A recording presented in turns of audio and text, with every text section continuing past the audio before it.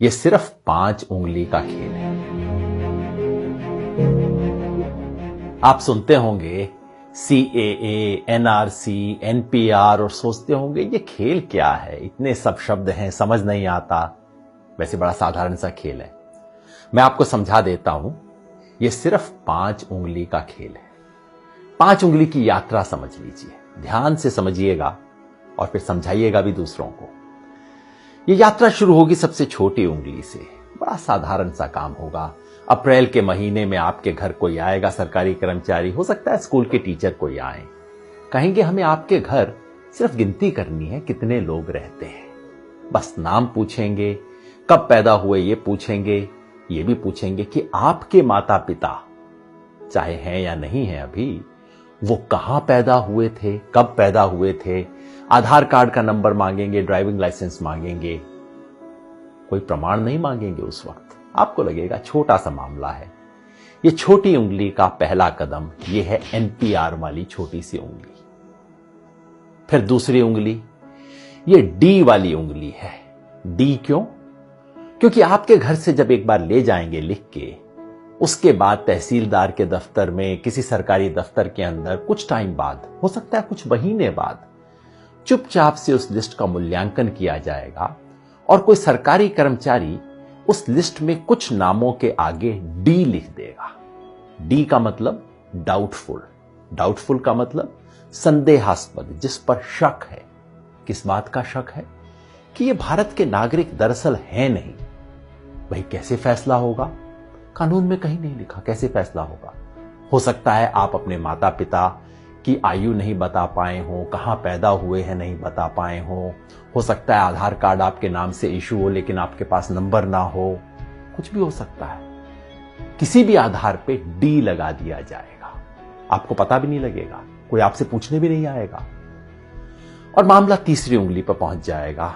ये तीसरी और बड़ी उंगली है, ये है NRC वाली उंगली।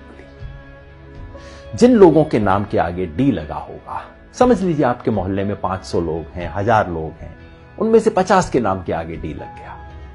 उन 50 लोगों को चिट्ठी आएगी, पूरे परिवार में नहीं।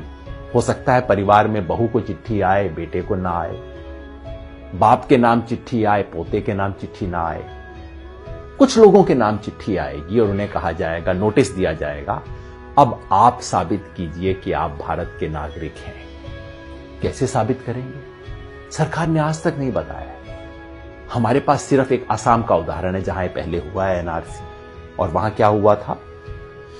ना आधार कार्ड माना गया, ना राशन कार्ड माना गया, ना वोटर लिस्ट में नाम माना गया। कहा नहीं, ये सब नहीं चलेगा, आप प्रमाण लेके आइए कि आप कहां पैदा हुए थे। आज से 30 साल पहले वोटर लिस्ट में आपका नाम था कि नहीं था, पुरखों का नाम था कि नहीं था, कोई संपत्ति का प्रमाण पत्र लेके आइए।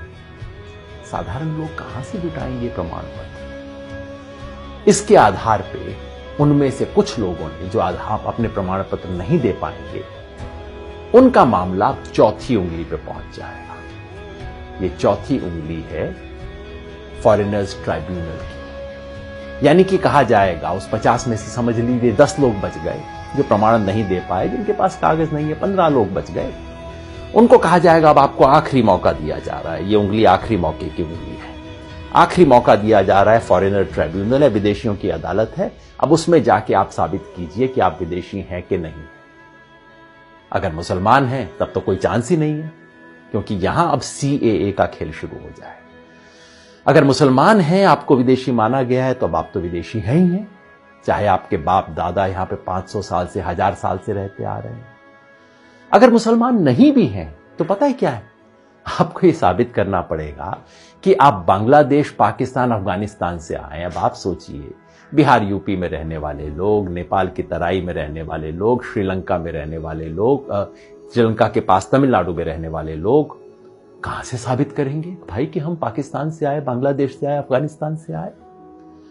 फॉरेनर ट्राइब्यूनल में अगर साबित आप नहीं कर पाए, जो लोग भी साबित नहीं कर पाए, वो लोग विदेशी घोषित हो जाएंगे और मामला अब चौथी उंगली से अब अंगूठे पे पहुंच जाएगा, अंगूठे तले दबने वाला। ये है डिटेंशन सेंटर।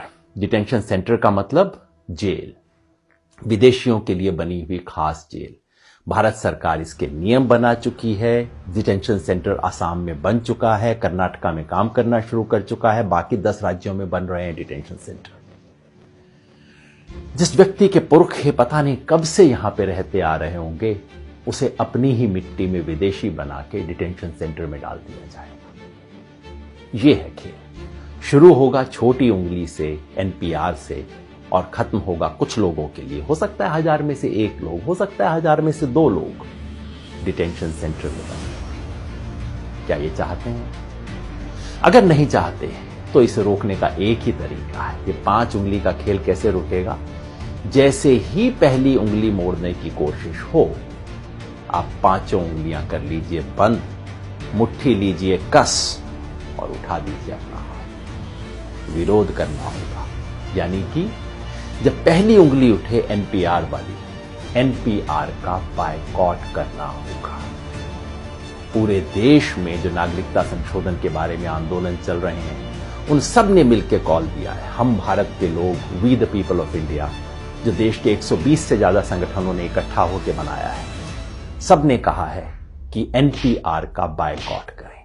यानी कि जब आपके घर में कोई टीचर आए, कोई सरकारी कर्मचारी आए एनपीआर का डेटा लेने, प्यार से बात कीजिए। इससे बुरा बात करने की जरूरत नहीं। पानी पिलाइए, चाय पिलाइए, नमकीन भी खिलाइए।